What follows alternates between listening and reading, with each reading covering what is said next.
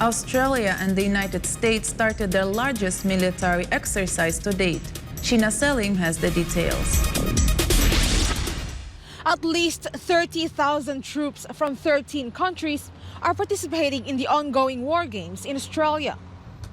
Dubbed Exercise Talisman Sabre, the biennial military exercises started on Friday, the 21st of July, and will run for 2 weeks. The joint military exercises started in 2005, but the drills held this year will be the largest yet. The drills will involve German troops for the first time. According to the U.S. Navy Secretary Carlos Del Toro, the war games led by Australia and the United States aim to send a message to China that America's allies are cooperating to defend their security and democratic values. Australian Minister of Defense Richard Marles and his American counterpart welcomed the ever-closer bilateral military ties as they launched the exercise at a Sydney naval base. Both sides were also upbeat about the progress on the so-called AUKUS deal, under which Australia will be granted a fleet of submarines by the US and Britain, powered by America's nuclear technology. For Western allies, the timelines of the exercise serves as a show of force and unity at a time when China has emerged as an increasingly assertive influence in the Indo-Pacific. Reporting from New South Wales, this is Sheina Selim, SMNI News, Australia.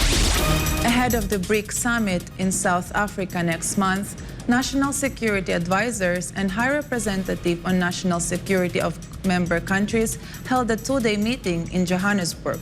Following talks between Chinese and Russian officials, the two countries are looking to further strengthen ties. Let's find out more from Margaret Percasio. Wang Yi, director of the Office of Communist Party of China's Central Commission for Foreign Affairs, met with Nikolai Patrushev, Secretary of Security Council of the Russian Federation, in South Africa's Johannesburg on Monday. During the meeting, Wang said China-Russia relations have withstood the test of major changes in international politics and become more mature, resilient, and vigorous. China is willing to further strengthen strategic communication with Russia, enhance strategic mutual trust, deepen the synergy between the Belt and the Road Initiative and the Eurasian Economic Union, and intensify coordination and cooperation at the bilateral, regional, and international levels, Wang said. Wang underlined that the two sides should work together to oppose hegemonic and high-handed acts, enrich the China-Russia Comprehensive Strategic Partnership of Coordination for the new era, and inject new impetus into a multipolar world and democratization of international relations. Hailing BRICS cooperation in recent years with both practical outcomes and institutional progress, he stressed that the BRICS countries are all major emerging markets and developing countries that play important role in the world. China is ready to work closely with Russia and other BRICS countries to further strengthen BRICS cooperation in a bid to safeguard the common interest of developing countries, Wang added. And similarly, Patrushev said Russia is willing to strengthen strategic communication with China, expand practical cooperation, and deepen coordination and cooperation within the frameworks, including BRICS and the Shanghai Cooperation Organization, to inject more stability into a volatile world. The two sides also exchange views on international and regional issues of common concern. Reporting, this has been Margaret Percasio, SMNI News.